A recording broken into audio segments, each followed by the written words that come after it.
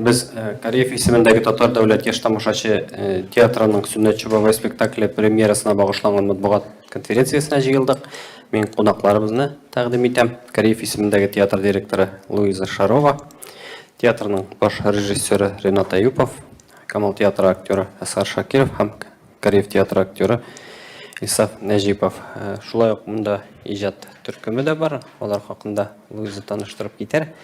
Birinci sözünü Luiza sizge beremiz. Әйтәбез алар. Менә таныштырып китер хәзер Луиза. Иҗат төркеме белән таныштырып китсәгез иде һәм ни өчен менә бу спектакльгә сез алындыгыз, шул хакта әйтсәгез иде. Хәерле көн барыгызга да рәхмәт килүегезгә. Безнең белән бергә булуыгызга. Иҗат төркеменә килгән вакытта монда менә утыра торган Әсхәр абый белән безнең Инсаф Нәҗипов, Кariyev театры актеры, алар үзләре дә әле сөйләгән вакытта әйтеп китерләр. Әсхәр абый безнең Сөннәтче бабай ролен уйный. Һәм икенче состав безнең менә Kariyev театры актеры Илфат Камалиев. Инсаф үзенең роле турында тулырак әле әйтеп китер. Иҗат төркеме безнең нигездә без Ренат Хәсәнович белән уйлаштык та яшь иҗатчыларны җәлеп итәргә булдык. Бу спектакльнең, бу инсценировканың авторлары да булар танылган инде яшьләр арасында үзенең исемен күрсәтеп тәгаенләп килгән драматург Булат Минкин. Менә ул сезнең арагызда утыра һәм спектакльгә без шулай ук җәлеп иттек. 20нче йөзбашы әдәбияты буенча бик яхшы белгеч һәм аны аркылыга-буйлыга белә торган язучыларның берсен, ул Галимә дә, бу Ландыш Абударова, ул да сезнең менә арагызда утыра, ул монда шулай ук журналист ипостасында да утыра. Безнең иҗат төркеме арасында тагын сезнең арада булганнардан композитор Алмаз Асхадуллин. Шулай ук безнең бар әле хореограф, ул бүген кызганычка каршы килә алмады. Бу Алсу Мәхсүмҗанова, сез аны шулай ук яхшы беләсез. Ул дәүләт ансамблендә халык биюләре буенча белгеч. Һәм менә бу яшьләр белән бергә Ренат Хәсәнович Сөннәтче бабай әсәрен сәхнәдә тудыра да инде хәзерге вакытта.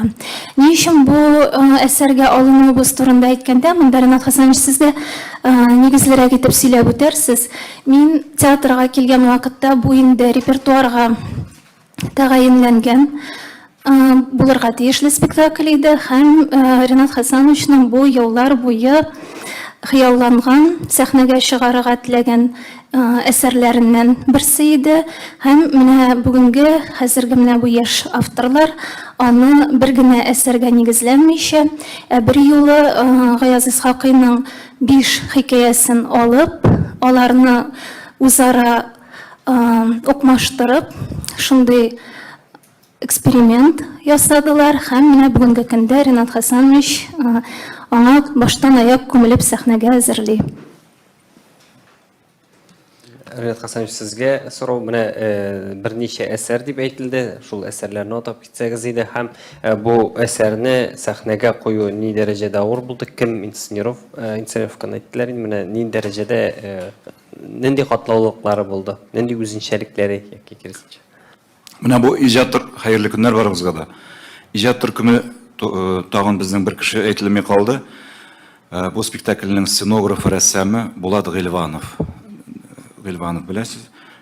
Шулай яшь состав, яшь иптәш ул безнең. Менә һәр режиссерның үзенең яраткан авторы була. Кемдер, кайсыдыр режиссер Чехов камыкүбән китә, кайсыдыр режиссер Островскийны, кайсыдыр режиссер Шекспирны ярата. Менә мин нишләптер Исхакый әсәрләрен яратам. Һәм үземнең иҗадымда һәр вакытта Гаяз Исхакый әсәрләрен төрле театрларда, үзебезнең театрларда да күрәсем килә. Аның кичкенә генә хикәяләрендә дә тулайым фильм төшерергә була. Гаяз Исхакый ул гади кешеләр турында сөйли. Гади кешеләр аркылы бүйük фәлсәфи фәлсәфи масштаблы проблемаларны күтәреп чыгара торган автор. Менә мин шундый режиссер инде. Ваяз Исхакый әсәрләренә, аның прозасына, аның драматургиясенә гашык кеше. Шуңа күрә ничек кенә булмасын, ниндер 1-2-3 сезоннан соң яңадан мин Исхакыйга кайтып төшәм. Чөнки ул минем күңелемнең теләге, күңелемнең терәге Исхакый, ул мине гел канатландырып тора. Аның драма әсәрләре дә бик күп. Кәләпүшче кызын куйганым булды үз вакытында Сөннәтче бабай. Минзәлә театрында, Чаллы театрында Кәләпүшче кыз, Минзәлә театрында Сөннәтче бабай. Үзебездә тагын Сөннәтче бабай. Ләкин менә шундый букет ярдәмендә инде, ягъни 5 әсәр тупланган әсәр. Катлаулы әйберләр булмады. Әйтәсем килә, тиз эшләнде, чөнки сценарийсын уже труппа чыкканчы ук Булат белән Ландыш төгәлләп бетерделәр. Монда төгәлләп бетерделәр, ләкин менә репетиция барышында булды шундый вакытлар җитми, драматургический материал җитми. Ягъни ситуация бар, диалоглар җитми иде. Шуңа күрә bir эпизод эшлибез дә, Булатка шылтыратам мин, яисә Булат яза инде үзенчә, ул рус телендә инде. Шуннан соң Ландышка шылтыратам, Ландыш үзенчә инсценировать итә дә, тәрҗемә итә дә, шундый теге Шекспир театры кебек. Шунда ук языла, шунда ук уйныйлар, шунда ук корректура эшлиләр. Шундый процесс булды. Ягъни әле хәзерге көнгә кадәр безнең әле процесс бара, по драматургия туплау процессы хәзерге көнгә кадәр нокта куелып бетмәгән. Чөнки 5 әсәр, аларны бер-берсе белән бәйләү, Сөннәтче бабай Корбанколый аркылы, ул бик авыр әйбер. Һәм ул артистларга да бик шундый зур теге экзамен кебек булды. Чөнки 5 минут эчендә шушы кичкенә хикәянең бүтән проблемасын, нечкәлеген тасвирлап бирергә кирәк. Вакыт бик кысан, ләкин менә шушы әйберне аңлап, безнең артистлар Әзгар абый аркылы, ягъни Сөннәтче аркылы, Илфат Камалиев аркылы, шундый целый бер ни булды. Тәҗрибә. Теге авырлыкларны кичерү, башка әйберләрне мин күрмәдем, авырлыклар кичерү. Рәхмәт, әле сорауларыбыз булыр. Әсгар, сез бу чакыруны тәкъдимне ничек кабул иттегез һәм үзегезнең ролегездә менә сез Сөннәтче бабайның фаҗигасын ачып бирергә теләдегезме, яки башка мәгънәсе алырга теләдегезме тамашачыга?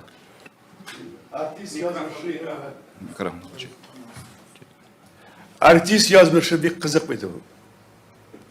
Аның сиңа бирсәләр уйныйсың, әйме? Бирмәсәләр уйнамыйсың. Ну син күпме талантлы бул. Синең талантыңны бер кеше дә күрмәячәк. Чөнки сиңа әйтәсең, бәлкем шушы кеше белән эшләп булмас микән дип. Шушы Сөннәтче бабайны мин фильмга төшерергә тәкъдим иттем. Мен әйтәм, беренче мәртәбә өчен татар фильмын эшләгез. Ничек булган ул татар халкы? Ничек яшәгән? Ни өчен шулай булган? Шул турыда эшләгез дип, менә Ринатка мин әйтәм, Ринат үскән мәйдә инде. Шушы фильмны эшлик. Шуннан соң Ринатның абыйсына әйттем. Мәскәүдәге беләсез инде, Равил хәзрәтне. Равил хәзрәткә әйтәм, Равил хәзрәт син инде ярдәм ит, бу фильмны эшлигәр дип. Шуннан вакыт узды. Тагы акчалыкларын төшә башлаган идек, Ринат белән эшли башладым да. Ринат мен әйтәм, әйдәле. Ну, эшлигәнде шушы әйберне мен әйтәм. Ну, нәрсә инде сиңа? Ну, менә вакыт узды. Бер вакытны Ринат мен әйтә, Әсәр абый миңа Мәскәүдән килде шундый гаран. Исхакыйны театрда эшлисем килә ди.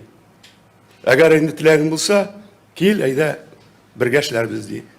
Ну, әлбәттә, минем өчен инде мондый әйтү бик зур хөрмәткә мин итеп алдым аны. Ләкин мин укыгачын әлбәттә кабул итә алмыйм. Мин бит әсәрне кабул итәм. Режиссер бит ул бу әсәрне генә эшләмәгән. Исхакыйның генә әйттеләр бит, сез бит мәгънәсен аңламадыгыз. Төрле әсәрләрне кертеп, байытып, мәгънәсен җиткерү ул икенче әйбер. Siz uyлаганай bir түгел ул. Менә әгәр дә Гаяз Исхакыйна булганса, siz әйтерегез, да бу аның әсәре фәлән. Ә инде бөтен әсәрләреннән эшләп, Гаяз Исхакыйның Сөннәтче бабай аркылы бирүе, җәмәгать сезләрне әйтәм бит, сез аңлый торган кешеләр түгел, аның мәгънәсен. Ну, шушы мәгънәне җиткерә торган әйбергә артистларны өйрәтергә кирәк бит әле. Шуңа ниту ул бик шундый әйбер. Инде Сөннәтче бабай турында әйткәнче, Гаяз Исхакый турында әйтәм.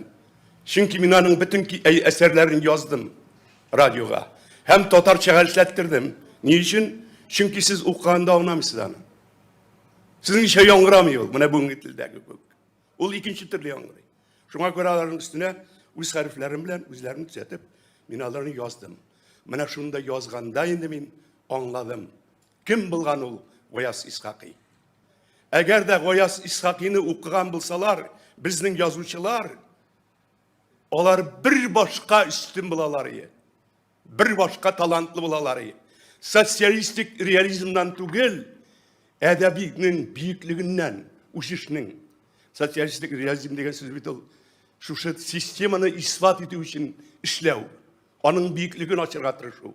Ә бында Гаяз Исхакый ача bütün dünyaga хас юлны әдәбияттагы биеклек. Шушны аңлаганнан соң, күңелемдә ул кешегә минем хөрмәтем, әле дәүләтне торгызу өчен генә түгел. Ул бит үзе әйтә, татар дәүләте булмаса, татар халкының киләчәге юк ди. Һәм бик дөрес фикер. Һәм иң гаҗәбе шунда, әле инқираз дигәнен яза бит. 200 елдан ул татар бетәчәк дип. Ни өчен бетәчәк? Çünkü Urus dünyasını anlamaganга bitecek diye yazar. Şimdi biz hadi Urus dünyasını anlagaç, bitkenimizni anladık. Buna bit nerse bara. Şuna göre min gül uylayım hem şulay kabul etem. Gayas Исхакыйны anlagan kişi, Tatar milletinin yazmışın anlaytırgan kişi. Nur etkençe artistga şulay bana tur kile. Birseler Huday Teala vermese indi. Şulay ötüp gite. Lakin bu ayırını min uqaşta barış kilemin kanısını. Bana cengilerek buladır ya, ana şu Gayaz Исхакыйның Sünnetçi babay eserini eşleseler. Mana şu eserine eşlengen bulsa. Ayında bütün edebiyatta bulgan kişinin kursattırga tırışı. Anı küteru. Ul maksatqa erişu artistlar tarafından ikinci oyununu kabul ettirer. Ol siz andi oyununu kurganınız yok. Ul mağananı. Niçin? Çünkü aytan bit. Koşan şuşu kiye bara olayı oğun bilen. Anda jengil bula. Koşan sen her bir büyük eserden bir üzük. Büyük eserden bir üzük. Büyük bir eserden üzüklerini tizip şuşunu kursat alı ul ikinci ayber. Bizde anda ayber bulganı yok yani. Рахмат. İlsaf, siz Sünnetçi babayның devamçısı, rolün başqarasız bitindeymi? Siz üç şiratınızda mı nerse jitkirge tilediniz? Bu onlarının bu üzülüğün mü, elle kirisinçe devamçılığın kursettiniz mi? Nerse nendi maksat kıyılğan edir rejissör tarafından? Hem nişek umumen kabul ettiniz bu rolü? Benim için bu rol birinci eserini okup çıkkaçta bik javaplı, bik ağır tuyuldu. Çünkü Asghar abi bilen işlew birinci günlerde әле bik korkup gına nişektir nindi derecede artist hem min әле kişegine училище bitirip kelgen bir şagirt. Asghar abi bilen bir sahnede oynayım. Hem min bik korktum başında Asghar abi bilen nişek dep aytayım. Үзүзеңне сәхнәдә тутырга да әллә ничек дөрес әйттем микән, ялгыш әйтмәдем микән, репликалар ниләр тигесе монсы. Һәм хәзер Аллага шөкер, нәрсәдер килеп чыга кебек. Әйе, образ бик катлаулы. Бабайның шәкерте, мирас саклаучысы, татар халкының дәвамы. Минем җилкәләрдә йөкләнгән дип әйтик инде. Һәм шуның өчен Kullarını jinglep işleybiz. Sızganıp. İyi. Rahmat. Рахмет. Сорауларга көчек, нинди сорауларыгыз бар? Юкмы ни? Һәм менә минем өстәп әйтеп үтәсем килә, шуны да. Без инде бу материал, бу әсәрләрнең тезмәсе, ул шактый зур, шундый үзебезнең мирасыбыз, үткән, бүгенге без киләчәгебез турындагы сорауларны күтәргәч, без гомумән бу әсәргә интеллектуаль якын килүне һәм аңа тамашачыны кертеп җибәрүне дә шундый интеллектуаль формада эшләргә ниятләдек һәм безнең 21 көнне пресс-показ вакытында һәм 22 көнне премьера вакытында фойеда күргәзмә эшләячәк. Ул булачак Нәҗип Нәккаш шәҗәрәләреннән тупланган күргәзмә. Һәм шул ук вакытта безнең хәзерге вакытта менә әзерлек бара. Милли музей, Татарстан Республикасының Милли музее белән туплыйлар, безгә китерергә әзерлиләр уникаль экспонатларны. Ул да булса, без әле спектакльгә эшкә керешкән генә вакытта Милли музей белән элемтәгә кереп, шундый сорау бирдек. Бармы сөннәтче бабайлар белән бәйле нинди дә булса экспонатлар, бармы нинди дә булса шәҗәрәләр, һәм безгә фойега китерәчәкләр уникаль, әле моңа кадәр бер тапкырда бер кайда да киң җәмәгатьчелеккә тәкъдим ителмәгән экспонатны, ул да булса сөннәтче Габдулла бабаның 19 гасырга караган мөхерен. Без аны куячакбыз витринага, аны карарга мөмкин булачак һәм шулай ук шул чорга караган шәҗәрәне. Һәм шул көнне журналистлар килгән көнне безгә һәм премьера көнне ишетергә мөмкин булачак бу экспонатның тарихын, кайда тапылган ул, кайдан алып киленгән, музейга кем теркәгән аны. Без сезне менә таныштырыр өчен шушы экспонатлар белән чакырдык.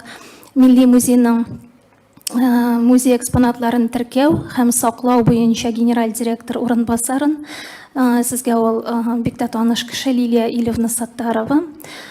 Ул менә шушы фойеда инде безне шәҗәрәләр тарихына һәм экспонатлар тарихына да орындырачак. Рахмет. Сораулар бармы? Ай. Милләт язмышы дип сөйләштек бит инде, әле генә язучы бу очракта Гаяз Исхакый әсәрендә шундый символларны куллана, мәсәлән, янында миләш үсеп утырды дип әйтә ул. Милләт язмышы буларак символлаштырыла бит инде. Менә шундый символлар, язучы биргән символлар спектакльдә дә буламы? Шул ук менә каен, анда миләш, күлмәген киеп йөрде, казакин киеп йөрде дип әйтелә әсәрдә. Менә сез әйткән, менә бу символик объектлар Минзәлә театрының сценографиясында бар иде. Анда миләш, как сез әйткәнчә, метафора гына түгел, как тире агач шушы дөньяны күрсәтеп, ягъни ул яңгырда ул шушы халыкны ул каплый үзенең яфраклары, миләшләре белән, кай вакытта аның ниләре, миләшләре куелып ул халыкны нитә. Ягъни это был особый такой сценографическое решение. Бу очракта такой лаконичный сценография уйлап тапты Булат Гыйльванов. Ул күпер, узун күпер ул һәм йорт. Менә шушы күпер басма юл һәм йорт, Сөннәтче бабайның йорты, ул да күрсәтелмәгән теге бытовой көнкүреш йорты итеп түгел, ниндидер төрле традициялар сакланган орнаментлар, капка обрамлениясе һәм шул капкага төрле традицияга, татарның милләткә хас булган төрле орнаменттар, шундый посыллар бар. Менә бу спектакльдәге тамашачыга җиңел булмаячак, чөнки залның, менә бу стерен ачыйм әле, залның уртасыннан басма булачак. Ул 2 метр киңлеккә һәм 7 метр ул тирәнлеккә. Ягъни артистлар, Сөннәтче бабайга килгән менә бу персонажлар тамашачыларның баш өстеннән баралар. Ягъни ниндидер алар тамашачылардан чыккан менә бу геройлар, Остазбикәдәге ул әле өйләнмәгән иде. әсәре, Кәҗүл Читек, Сөннәтче бабай, Инкыйраз әсәрләрендәге геройлар халыктан чыгып, менә шушындый уңайсызлык тудыра, в кавычка, уңайсызлык тудыра һәм кинәт кенә шушы урыннан басмага тамашачылар да менеп китеп, сәхнәгә чыгарга шундый мөмкинлек бар. Менә шушындый без басма эшләдек. Бу теге символик басма гына түгел, чын барлыкта без шушы диалогны тамашачылар һәм автор белән бәйләнүне шушы күпер басма аркылы эшләдек. Шуның аркасында безнең тамашачылар саны кимәячәк, чөнки без анда хәзер әйтәм 50-70 урынны шушы подиум өчен бушаттык. Тамашачылар урынын бушаттык һәм шундый бер кыен әйбер булачак инде, кыен шушындый. Менә сез әйткән ул теге метафораларны музыка аркылы тутырабыз. Музыка гади генә музыка түгел, менә бәлкем үзе дә әйтеп китәр. Безнең Алмаз Асхадуллин музыка көтелмәгән, киношный, ниндидер голливудский система белән татар милләтебездә теге югалып барган теге коралларны бәреп чыгара ул. Ну менә үзең бәлкем. Хәерле көннәр. Зур рәхмәт. Чыннан да бу спектакльдә мин шундый уен коралларны кулландым, думбра, кылкубыз, курай, аларның төрләре дә. Инде дәф уен коралларысыз да булмас иде бу спектакль, чөнки монда инде дини компонентта көчле, рухилык та бар. Төрки мирасыбызга да якын моментларны музыкаль күрсәтергә теләдем. Әлбәттә, монда ситуатив сәхнәләрдә замана компонентларын кулланып, замана оркестр алымнарын алып, хәзерге тамашачыга якын форматта бирергә тырыштым. Шулай ук борынгы компонентны берләштереп, әйтәсем килә, җиңел эш түгел, ләкин сәхнә музыкасын гармонсыз, баянсыз, әзрәк шул борынгырак пласны күтәрергә теләгән идем. Ничектер килеп чыкты кебек. Инде анда махсус җырлар да булыр. Шул үзенең сөннәтнең бәйрәменә багышлап, сөннәтнең туена багышлап эшләнгән борынгы катлам бәйет, дастан форматларына яткан жанрларына сыенып эшләнгән иде. Шуңа күрә миңа калса сезгә кызык булыр. Чөнки чыннан да мин шул мелизматик орнаментларны алып спектакльне тулыландырырга тырыштым.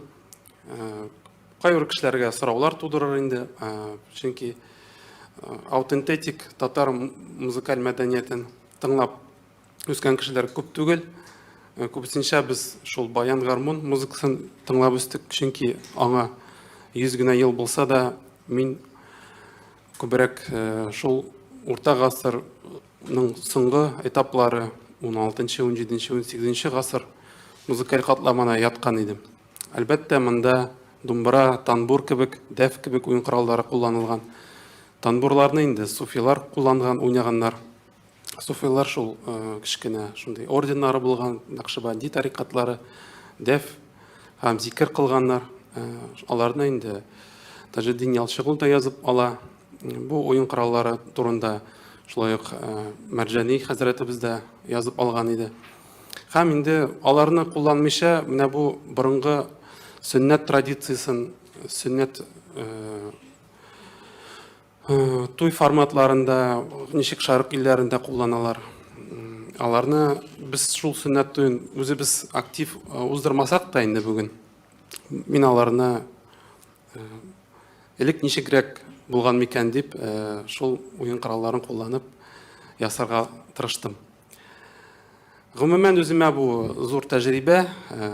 Әлбәттә, бу уен коралларын барсын яздырга кирәк, сыйфатлы эшкәртергә кирәк, оркестр белән эшләтергә кирәк. Булар сәхнәгә дә килешергә тиеш, менә бу катламлы сценарийга да ятырга тиеш. Моның эше, конечно, хайран. Әлбәттә, Алла белер, барсы да җитешеп, без аларны дәрәҗәдә сәхнәгә күрсәтә алырбыз. Рәхмәт. Рахмат. Тагын сорау. Әйе. Минем сұрауым сізге, Ринат Хасанович, екі сұрауым. Сіз мына екінші тапқыр қоясыз Сүннәтші бабайны, дейме? Біріншісі мен тәләдә қойғансыз деп аңладым, дұрыс аңладым, дейме? Қызғаныш мен қарағаным жоқ. Һәм менә ул әсәрдә анда қойғанда нәрсәгә басым ясалган негез, һәм бу спектакльдә нәрсәгә басым ясыйсыз? Беренче сорау. Икенче сорау, мин бердә Әсхат абый сезне үпкәләтәсем килми, шулай да. Нишләп Әсхат абыйга тукталды сезнең сайлауыгыз? Сезнең театрда да бит өлкән актер бар. Нәрсәдән чыгып сайладыгыз главный геройна? Рәхмәт. Минзәлә театры версиясендәге спектакльдә анда аның Сүннәтче бабайның поэтик спектакль иде. Ягъни бабайның Гөлйөземгә булган мәхәббәте, авыл тормышы күбрәк шул җирлеккә кечкенә генә әсәр булгач, шул җирлеккә шундый акцент бирелде. Бабай һәм Гөлйөзем арасындагы булган шул нидә Сүннәт баш. Хәзерге Кариев театры версиясендәге спектакльдә әлбәттә без сөйләдек бит инде.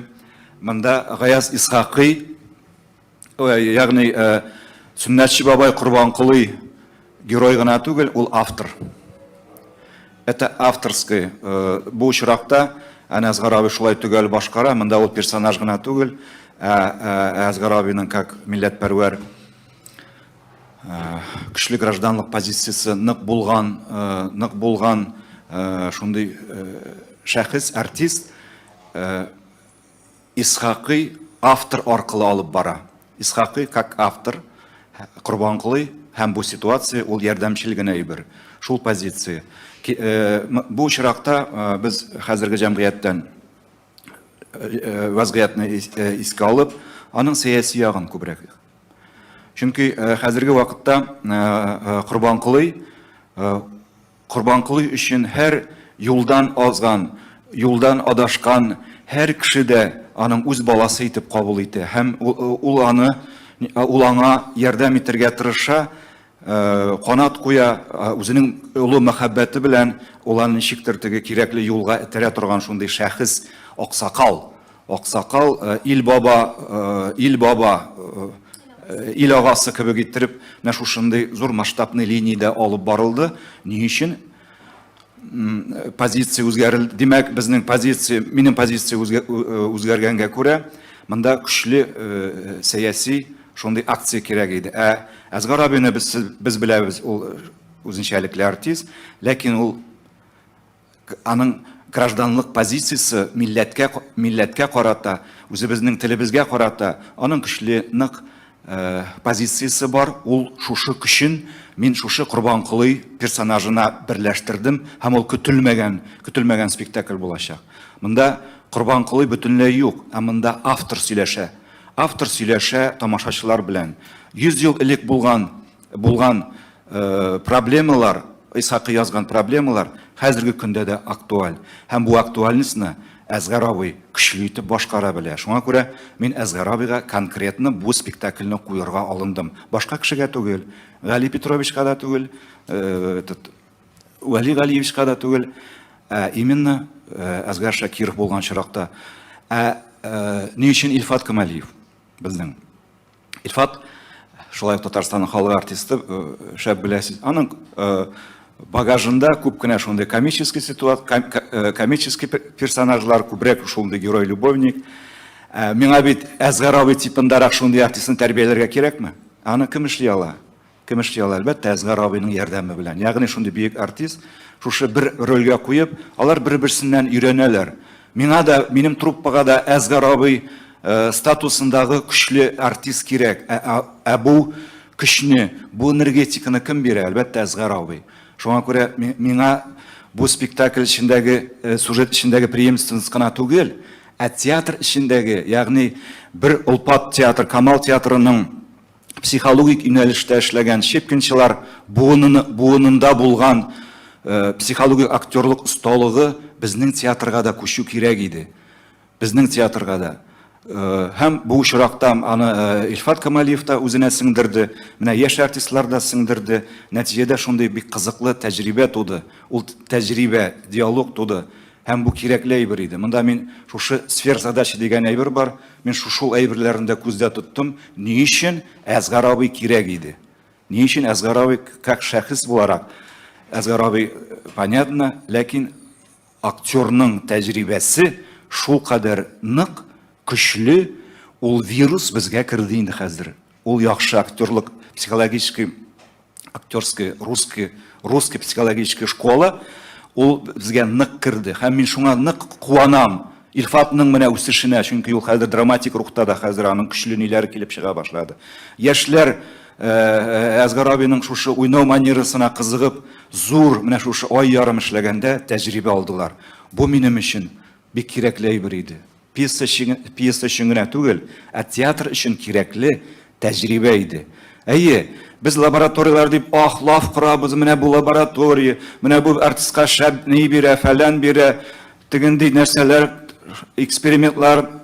Ләкин менә шушы Әзгарабый типындагы бер артистны театрга алып килеп, үзебезнең артистлар белән ниндидер бер спектакль уйнаганда, ул лабораториялар, ул кирәкмәгән экспериментлар сразу юкка чыга. Чөнки шундый типтагы артистларның актерлык осталыгы, тәҗрибәсе белән бөтен лабораторияны җиңәргә була. В кавычках говорю, в кавычках. Рәхмәт. Сораулар бармы? Бәлки без сүз бирәбез Илфат Камалиевка. Менә бу әйтеп китәсезме, менә ничек сез бу тандемны кабул иттегез, нәрсәгә өйрәндегез һәм бу бу спектакль хакында? Ринат Айсилетте. Мин бик тә шатланам, әлбәттә инде тәҗрибә, әйе. Матур гына башладык. Әзгарабый ул нонсенс безнең өчен инде. Ул бик шәхес, әйе, чыннан да Ринатова әйтмешләй, чыннан да аннан өйрәнәбез, тәҗрибә туплыйбыз. Ярдәм итә. Эшләр әкренләп бара инде. Нәрсәләр тагын? Шул. Мин теге өстәп кенә әйтим инде, Илфат, biraz син туплы тор фикереңне әйме. Безнең 22 октябрьдә, Алла бирса, иншалла, Әзгарабый уйнаячак 22 октябрьдә. 23 Илфат Камалиев башкаруында. Һәм 24 тагын Әзгарабый уйнаячак. Әлбәттә, Илфатка хәзер репетициялар бик аз ләгә, ләкин ул Әзгарабыйны күрә. Әзгарабыйдан энергетика ала.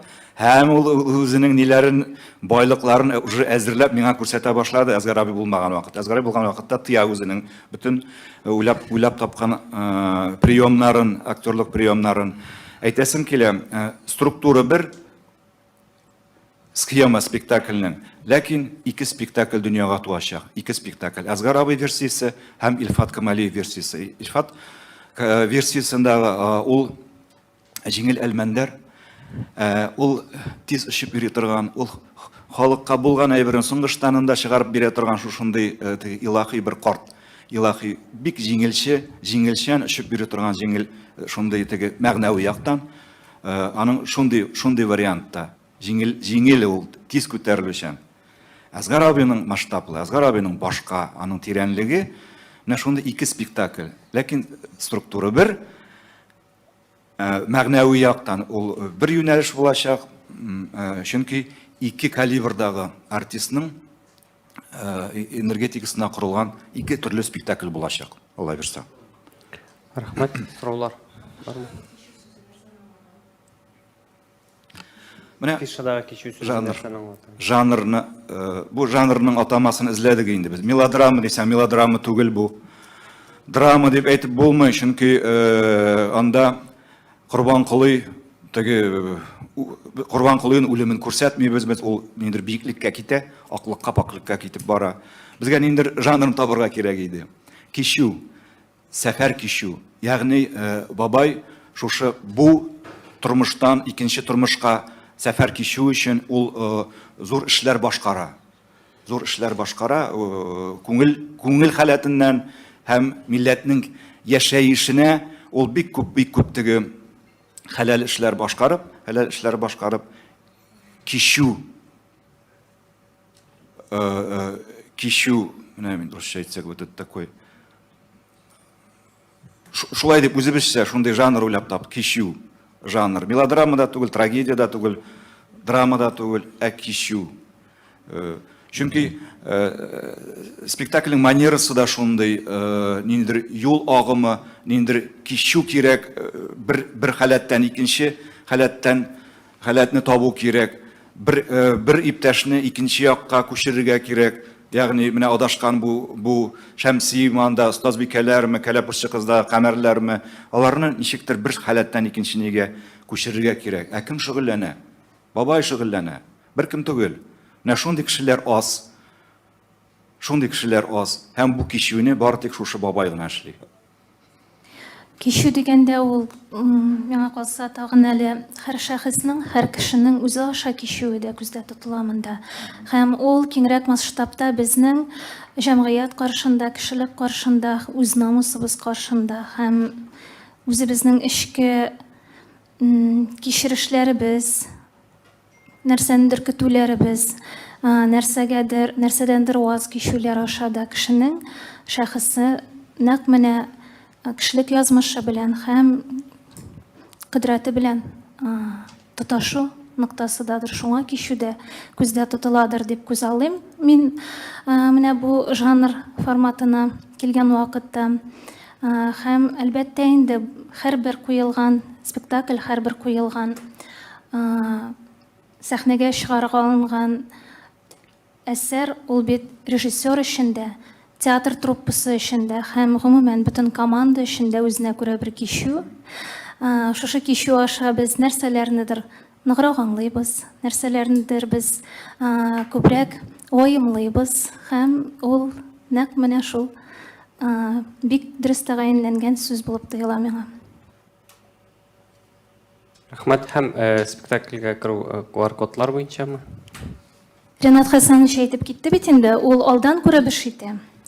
Әле QR-кодлар турындагы сүз кузгалганчыга кадәр ул сәхнәнең уртасындагы күперне төзеп, залның уртасындагы күперне төзеп, бу вазгыятьне тәгаенләп куйды.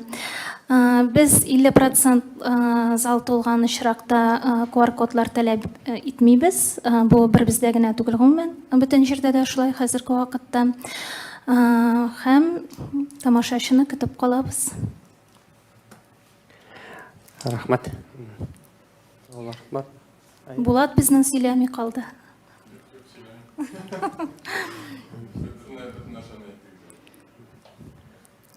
Бармы сораулар? Сораулар булмаса, рөхсәт итсәгез, мин кичкенә генә тагын бик бәләкәй генә бер анонс ясап үтәсем килә. Менә монда бер кыз бала кулын күтәрә бит. Әсхәр абый соравым сезгә булыр. Сез кыйразны телгә алган идегез, менә хәзер бит инде иртәгә дип әйтик, бер ай дәвамында халык санын исәпкә алу башлана, җан исәп. Аның нәтиҗәләре нинди булыр дип уйлыйсыз? Менә фикерләрегез, бәлки фаразларыгыз безгә кызык. Иртәгә инде шул чыннан да мәрхүмнәрне искә алу көне инде безнең өчен. Иң кайгылы, иң бәхетсез көннәрнең берсен без искә алабыз. Җыелабыз нидә? Тинчурин бакчасы янында һәр вакыт җыелган нидә. Шунда мин дә катнашам дип торам. Ну, иң кирасны мин инде аңлаттым, җәмәгать. Әйтәм бит. Гаяз Исхакый әйтә. Әгәр дә сез урысча белмәсәгез, урыстагы булган яхшылыкларны үзләштермәсәгез, урыста булган биеклекне ачырга теләмәсәгез, сезнең халыкның киләчәге юк ди. Без менә шушы дәрәҗәгә җиттек, урысның биеклеген дә аңладык. Урыс телен инде без хәзер урыстан ким сөйләшмибез, безнең халык урысларга өйрәтә, ничек сөйләргә кирәк урысча. Ләкин нәрсә үзгәрде? Үзгәрде үз милләтенең зурлыгын аңлау. Аның мәгънәсен һәм ким икәнен аңлату. Шуны ичке тойымлау, ичке горурлыкның татарның түбән булуы. Аңлашылды бит. Нинди түбән халык булдык без? Дөньяда безнең күп түбән халык бар микән? Мен көз алдына кетіре алмаймын. Мен енді әр уақыт айтып келем. Қашан миллионнаған кіші өз милләтінен, өз тілінен бас кеше екен, ол халықтың шексен биік халық деп атайсың. Мына инқираз шушындай ата біздің үшін. Мына бұл инқираз. Әлі ұрысыны білмеу, әлі бек кішілі болмаған. Қашан өз милләтіңнен бас кешеп, өз тіліңнің түбәнлігін қабыл ету. Жаның, рухың білән. Мына бұл инқираз. Нәрседен келе бұл? Чөнки татар милләтінің биіклігіне, рухына тәрбиеленмеген. Аны міне, сіздің көп қатын қызлар тәрбиелей. Олар тәрбиелей балаларын айта. Сенің әтейің, әнейің, бабаларың міне шындай. Сен шушы биік милләтінің баласы. Сен бірнеңдей милләттен де кем түгілдей. Балаға оңната она. Міне шул вақыттағына қашан бәлекей балаға әнейсінің Құдай тарафынан берілген бүтін рухи кіші салына екен, ол вақытта әлі татарын келешегі бар дейміз. Қашан енді инқираз деп айтамыз екен, сөз де жоқ. Бұл заманда өзгерді тұрмыш. Бірнеше алмайсың. Чөнки теге заманда ол турда ойларға мүмкін түгілі. Қазіргі замандағы техника білән, қазіргі оралашу білән, бұл замандан шық. Ол екінші. Шуңа көре инқиразның мағынасын көшерге һәм аңлатырға шушылай керек булар. Но менің көңілімдә бір қала, қар бітірем. Көңілімдә бір қала, әгәр дә татар милләтендә ішкі рухи ғұрурлық юк екен, өз милләтінің қадірін білмей екен, бұл милләтнің келешегі юк деймін әр вақыт. Мына менде әр вақыт ишетәсез, телевидение, радио, газет, журнал язам да айтам да, татар милләтінің ішкі ғұрурлығы болмағанда ол юққа шығашақ. Не үшін? Чөнки рус дәулеті біз яшәгән. Ол бізні ғұмыр бойы юққа шығарға тіледі, һәм ассимиляцияға құрды, бүтін үшін. Енді қазір соңғы шегіне жеткеш, енді мектеплерде татар тілін оқытуға қарсы келді. Мына инқиразның юллары, шушы дәулеттегі, ол шушы милләтні юққа шығарының юллары һәм адымнары. Енді біздің өзімізде шундай халық екен. Біз шундук іреп юққа шығашақпыз. Рахмет, біздің қызғаныш уақытыбыз төгіліп келе біздің Шираттағы екінші матбуғат конференциясы болашақ, башланacak. Луиза, не дейдер Эғлан? Ике шимле белән генә әйтеп үтәм. Мин форсаттан файдаланып сезне шулай ук менә безнең Сөннәтче бабай премьералары булачак көннәрен әйттек. Һәм махсус аның өчен җыелып тормыйбыз, шуңа күрә генә әйтеп үтәсем килә. 26 октябрьдә Калип кысаларында эшләнәчәк мин Шираттагы форматны карарга чакырам сезне. Бу безнең яшьләрне берләштерү, аларны театрга туплап, аларны театрда үз йортындагы кебек хис итәргә чакыра торган урын ул.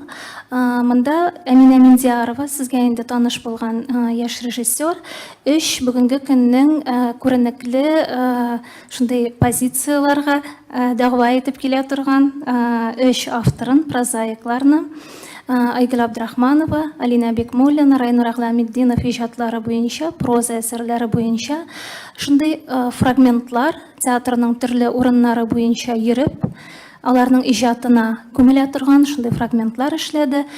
Без сезне аларны карарга да чакырып калабыз. Бу үзенә күрә бүгенге көндә нинди яшьләр бар, ул яшьләр нәрсә яза, нәрсә иҗат итә һәм нинди идеялар белән яши икәнлеген карар, ваемлар өчен бер мөмкинлек. Рәхмәт. Рахмет барыгызга да. Без матбугат конференциясын төгәллибез, сорауларны биреп бетерә алабыз. Рахмет. Ярый. Яхшы төгәллибез. Бик зур рәхмәт.